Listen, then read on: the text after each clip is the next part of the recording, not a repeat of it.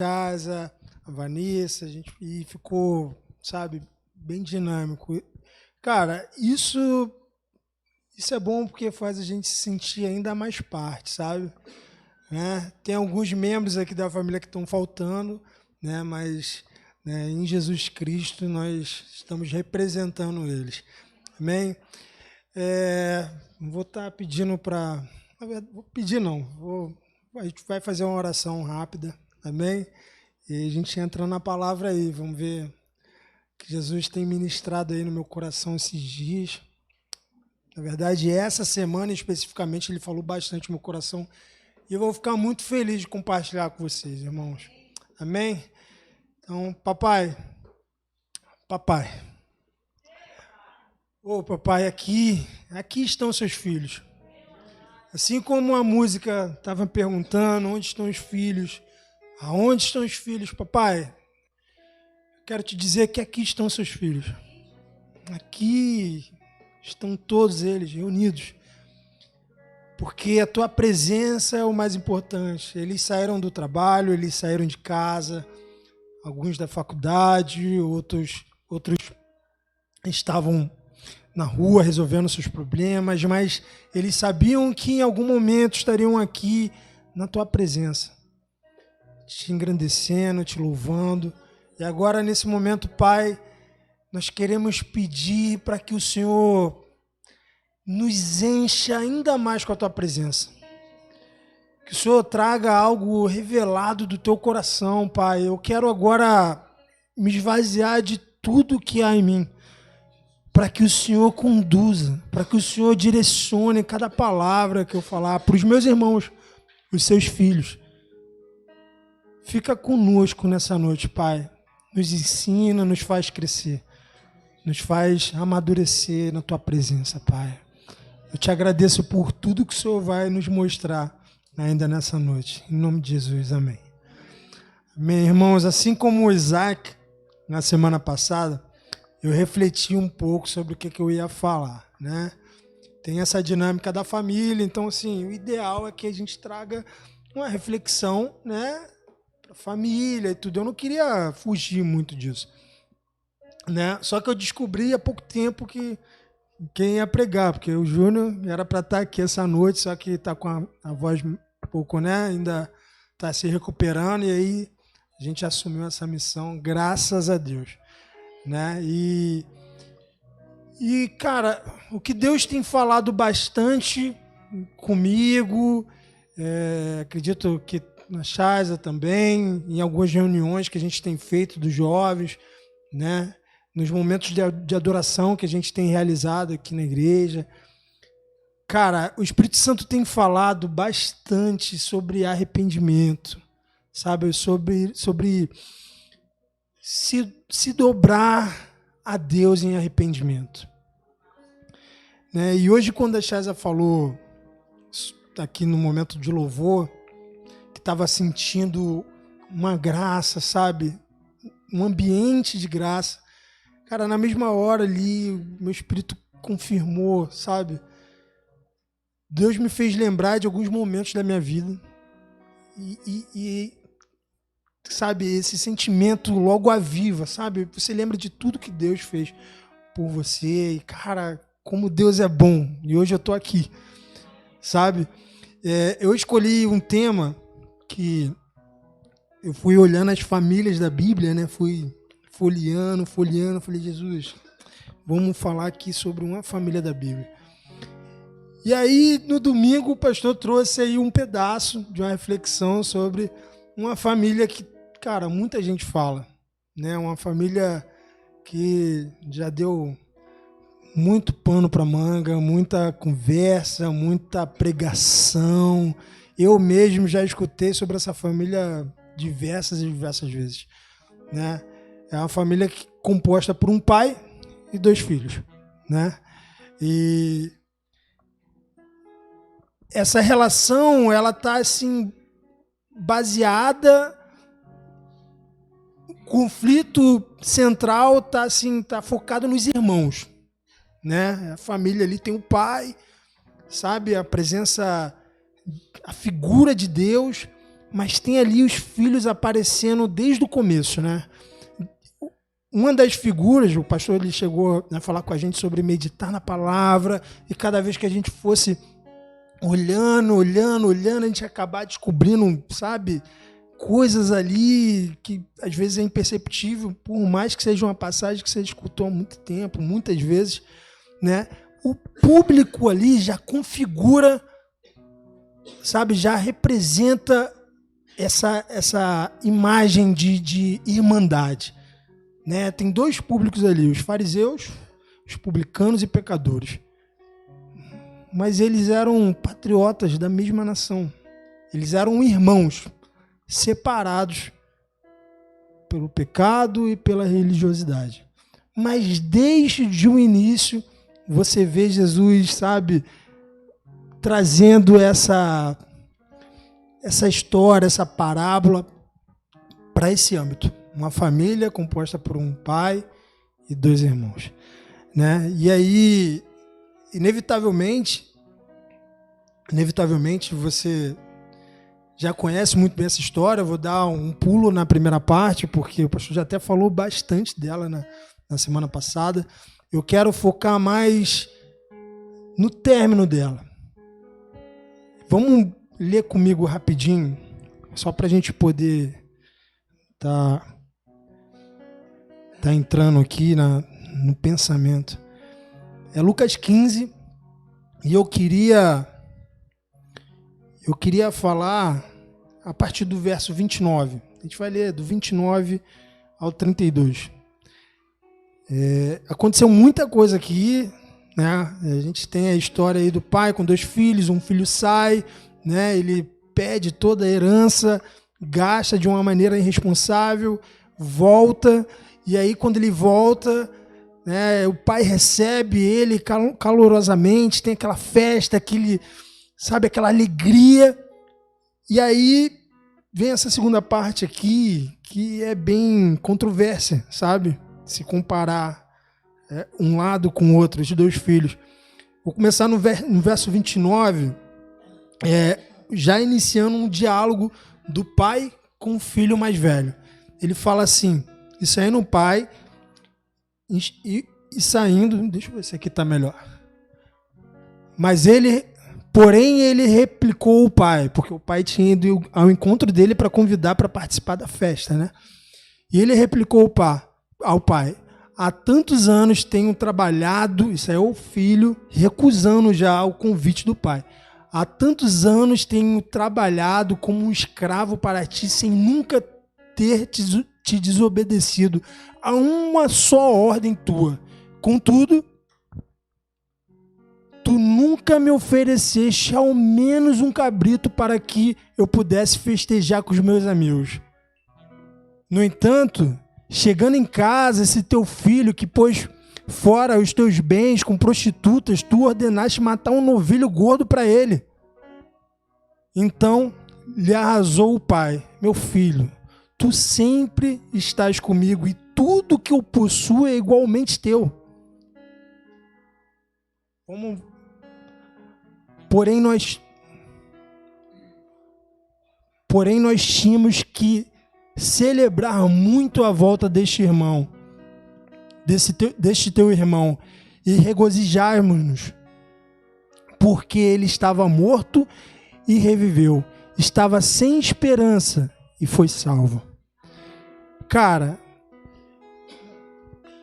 se a gente for pegar as outras três parábolas, né, as outras duas que antecedem essa, que é a mais longa, Jesus, primeiro ele conta a parábola da ovelha perdida, depois a da dracma, e aí ele finaliza com essa daqui, já para arrasar tudo, já para, sabe, pé na porta, e, sabe, aquele público fica ali, sabe, sem reação. E tem uma coisa, quando eu comecei a pedir a Deus, sabe, algo da parte dele para que eu pudesse compartilhar com meus irmãos, tem uma coisa muito explícita aí, cara, nessas três parábolas. O desejo do pai de festejar. O desejo do pai de celebrar o filho, a ovelha, a dracma encontrada. Sabe, nessas 3 parábolas, tudo acaba em festa para o Pai. Tudo acaba em festa, tudo é celebração. É a alegria do Senhor quando ele acha a ovelha perdida, quando a dracma é encontrada, sabe, algo de valor para ele é encontrado, e quando o filho volta para casa. Só que, se a gente for parar para perceber, e aí Jesus ele vem explicando bem melhor uma coisa que às vezes acontece na nossa vida pessoal, sabe, no dia a dia. São coisas que nos impedem de nos alegrarmos junto com Jesus, sabe? Ele está falando para um público ali que não está nada satisfeito, tipo, de estar na mesma roda com Jesus ali, sabe? Os fariseus, eles falavam, cara, o cara se diz mestre aí, anda só com cara vacilão, só cara... Jesus estava tentando explicar que, cara, para ele aquilo era alegria. Achar a ovelha, ir atrás do filho, esperar o filho retornar para casa, é celebração. Só que às vezes a gente acaba meio, como se diz, sabotando isso. E acaba não entrando na festa que o Pai está oferecendo. A festa da graça, que acontece todos os dias na nossa frente. Cara, uma das coisas que é mais perigosa, que é como se fosse quase uma armadilha que a gente mesmo prepara com a nossa própria mão, é quando a gente deixa se magoar e não liberar o perdão. Sabe? Eu fico imaginando se houvesse um ingresso para entrar nessa festa aí, em que Jesus preparou para o filho pródigo, para o filho que retornou, seria o perdão. Porque, cara, o Pai, o nosso Pai, ele está sempre disposto, está sempre esperando o filho retornar. Sempre. E por que às vezes a gente não consegue? Cara, eu estava refletindo sobre isso e falei, Senhor, por que falar sobre isso? Falar sobre perdão e falar sobre mágoa. São coisas que às vezes a gente não para pensar, é tão às vezes imperceptível que se você deixar, se esconde um lugar onde você quase nunca mais vai achar para poder tentar resolver alguma coisa. Isso quando entra, isso ainda é pior ainda quando entra dentro da nossa família, dentro da nossa casa. Isso é algo que a gente deve tomar cuidado. E tem alguns sintomas que são muito evidentes e a gente precisa ficar atento, sabe? A gente precisa ficar a todo momento vigilante. Olhar para os passos do Pai, entender o coração do Pai, pensar como o Pai pensa através do Espírito Santo. E mais cedo, na hora do louvor, eu estava me lembrando, quando a Chaza falou sobre a graça desse lugar, eu me lembrei de um episódio que aconteceu, que eu queria compartilhar com os irmãos. Há um tempo atrás, eu não era uma pessoa muito fácil de se lidar, sabe? Assim, não, mas é um tempo muito, muito, muito... Não é dessa época que eu vim aqui na igreja, não. Né? Eu cresci... O Júnior me conheceu um pouco mais, mas eu cresci num âmbito onde tipo, a minha casa não servia o Senhor. Mas eu tinha uma irmã, e ela tinha 12 anos de idade, e eu tinha mais ou menos 16 anos, 15 para 16 anos, a Daniele. E, cara, ela sempre foi da igreja, né? Se converteu ali com 10 anos, mas com 12 anos foi quando a gente se aproximou mais. gente morava separado por um tempo, depois a gente começou a morar junto. E eu era daquele tipo de adolescente, aquele tipo de cara que zombava muito, sabe, dos crentes, mano. Ainda mais porque era minha irmã, né? E a gente tem aquela implicância de irmão e tal. E eu zombava muito dela, mano. Sabe? Mas muito mesmo, muito. E ela sempre ia para a igreja, ela sempre ia, ela congregava em uma Assembleia de Deus que ficava do lado da nossa casa. E eu morava no segundo andar, e o telhado da igreja era rente à nossa laje, né? Aí pense vocês no irmão que corria no telhado da igreja no meio do culto, acontecendo. Jesus, mano. Cara, só para você ter ideia. Só que tem um detalhe. A minha irmã, ela sempre orava pela família dela. Sempre. E aí ela começava, Senhor... Isso depois ela contando pra gente, Senhor, salva a minha família, a minha casa, a minha mãe. Provavelmente ela me deixava ali por último na oração, né? Mas também orava por mim. E, cara, mas o engraçado é que Deus falava para ela que ia começar a salvar a família dela por mim. Amém. Só que toda vez que ela voltava para casa, ela vê o contrário.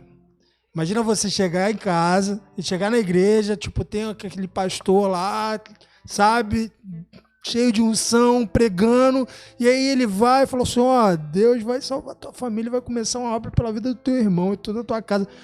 Sabe, a igreja, glória a Deus, glória a Deus.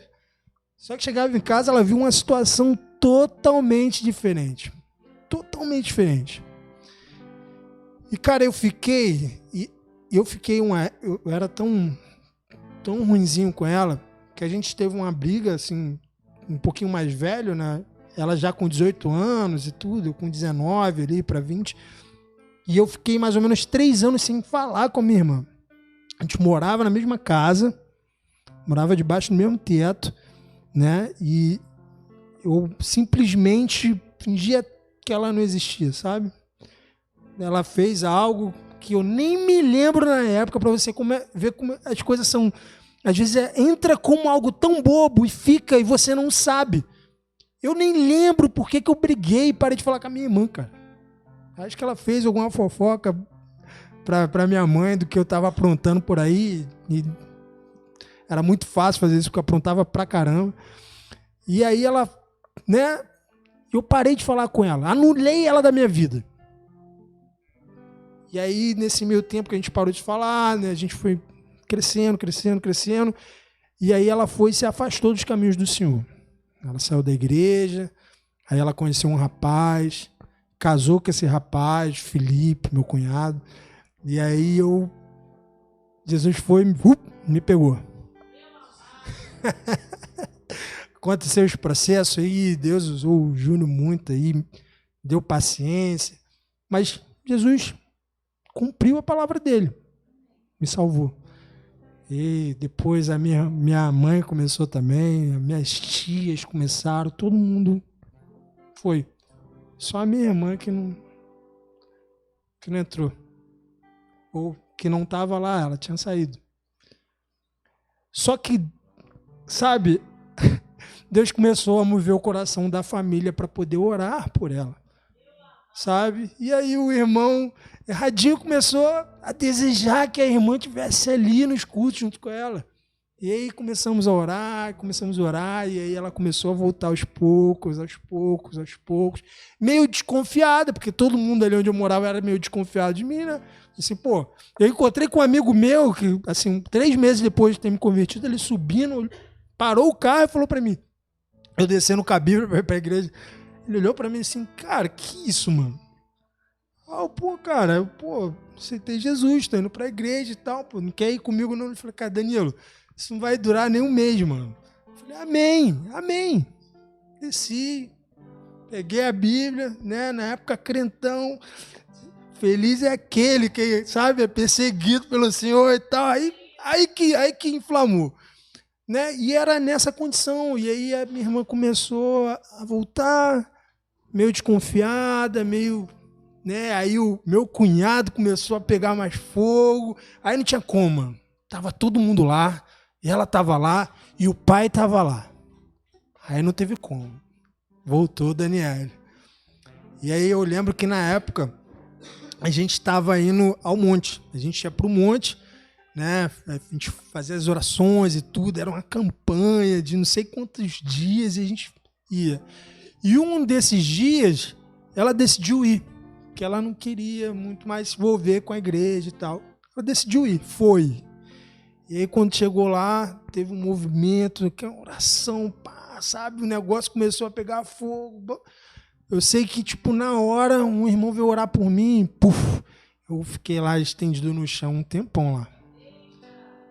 Só que o detalhe é que eu escutava tudo. Eu, sabe, estava ali, parecia que Deus só queria que eu ficasse quieto para que Ele falasse e eu escutasse, porque eu precisava escutar. E aí, tipo, Deus chegou para minha irmã em alta voz e, mano, eu até hoje, quando me lembro disso, eu fico... Deus chegou para minha irmã e falou assim, tá vendo, filha? Eu cumpri o que eu falei. Lembra o dia em que eu usei um servo para falar que vocês estariam aqui, nesse lugar, orando e me adorando? Eu trouxe vocês dois. Você desistiu dele, eu não. Mas eu não desisti de você. Pensa num cara que queria por tudo levantar daquele chão e agarrar ela e dizer eu te amo.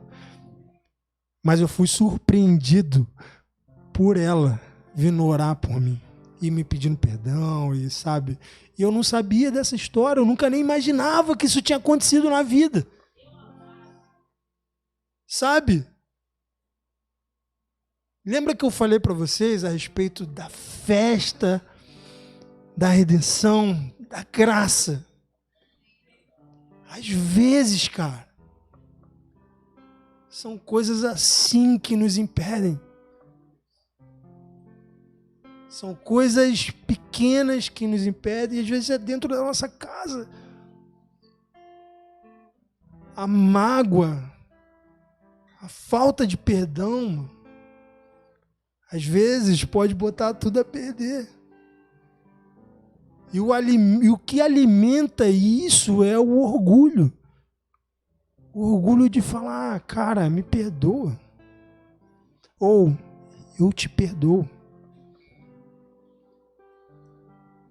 Com sinceridade, do fundo do meu coração, eu nem sei porque que ele gerou. Na verdade, eu faço ideia, mas eu não sei porque que ele gerou essa palavra no meu coração. Que eu não li nenhuma linha do que eu... De novo. Mas de repente, apenas de repente, porque se você é um filho que está aqui, que é uma pessoa ativa na igreja, que tem escutado as pregações, que tem escutado as profecias dentro dos louvores, tem visto o que o Senhor tem preparado, o que Ele tem falado que vai acontecer, o que Ele tem mostrado que está preparando a igreja para algo muito maior, para um tempo muito maior. Mas eu creio que hoje Ele está querendo cuidar de coisas pequenas, detalhes que provavelmente possa estar nos impedindo de dar o segundo passo junto com Ele. Porque a igreja do Senhor vai avançar. Isso eu não tenho dúvida nenhuma. A igreja do Senhor vai avançar. Mas nós queremos avançar junto com a igreja? Individualmente? Então essas coisas pequenas não devem estar no nosso coração. Sabe? Glória a Deus. A Chaza chegou a conhecer a minha irmã, e de conversas e tudo. A primeira vez que eu vim aqui na igreja, eu falei sobre ela. Sabe por quê? Eu virei o maior fã dessa menina, mano. O cara que mais zoava ela agora é o maior fã e ela é a minha maior impulsionadora, não é, Chaz? Sabe, qualquer ideia, vamos, vai dar certo. É isso, vai, Danilo. Evangelismo, grupo de convívio no complexo, vem. Eu faço café e... Sabe, só se dispôs, só se colocou a perdoar um cara que fez ela sofrer muito. Só, ela nunca me fez nada de mal, sabe? Nunca. Daniela nunca me fez nada. Pelo contrário, só orava por mim. Só que eu fiz. E ela tinha uma escolha. Me perdoar ou não. Às vezes o que a gente acha que é mais difícil é mais fácil. O que é mais fácil, às vezes, é mais difícil. Sabe, às vezes a gente minimiza coisas, mas Jesus não. Ele incessantemente nos chama de filhos, filhos, filhos. Cara, ele... Porque somos irmãos.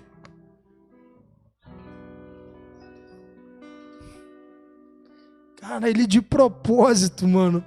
Primeira pergunta que ele fez a um par de irmãos foi: cadê teu irmão? Você lembra disso? Foi a primeira pergunta, o primeiro diálogo, né? Se teve esse de irmão, eu vou trazer um bem mais antigo. O primeiro diálogo de Deus com um par de irmãos foi: cadê teu irmão?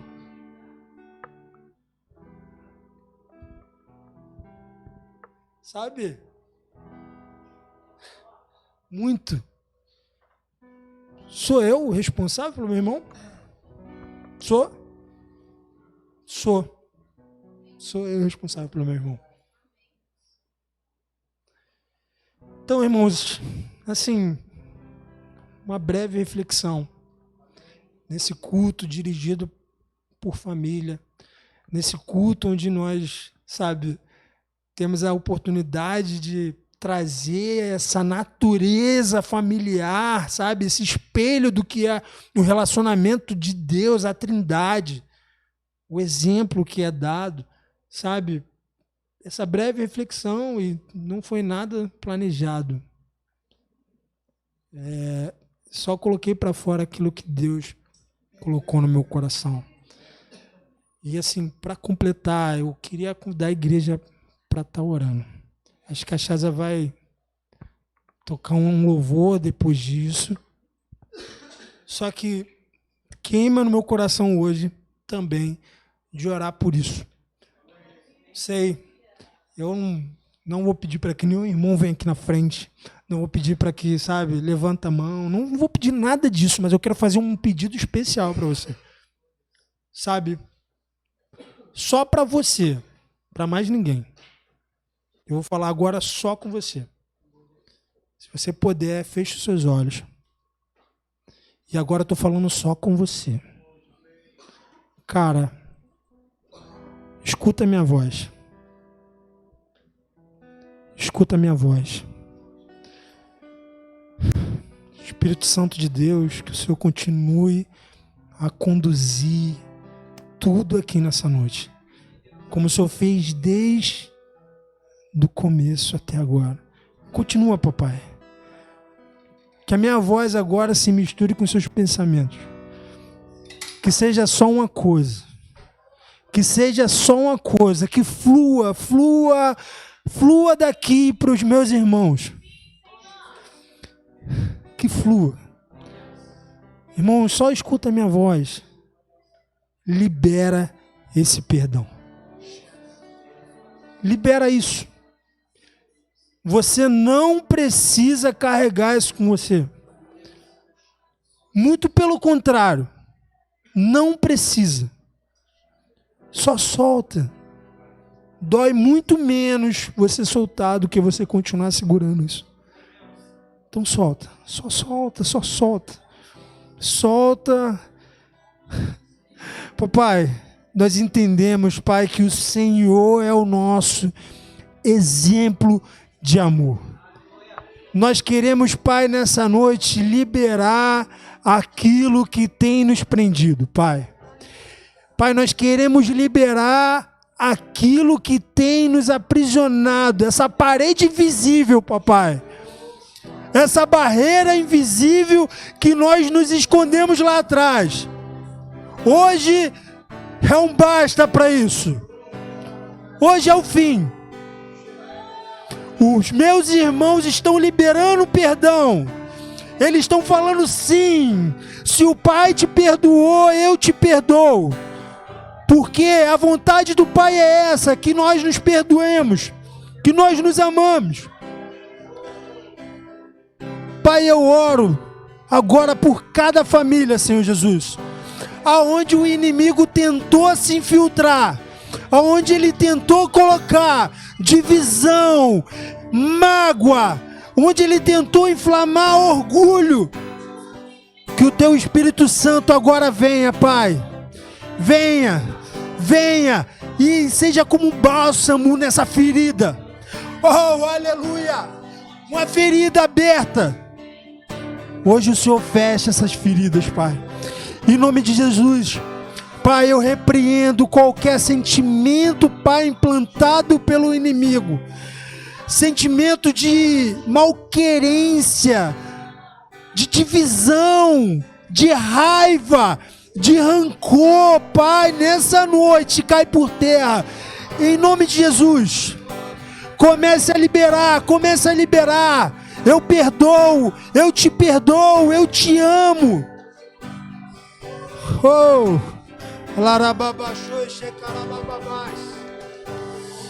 papai, eu te agradeço porque tu és bom a todo tempo, Pai. Eu te entrego mais uma vez essas famílias, Pai, aqui representadas, Senhor Jesus. São parte do teu corpo, são a tua igreja, é a tua família. Antes de ser a minha família, é a tua família. São pais, são mães, são filhos, são filhas.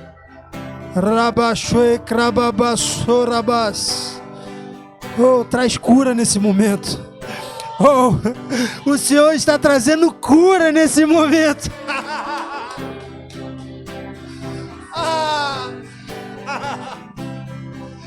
Oh, cura, cura, cura.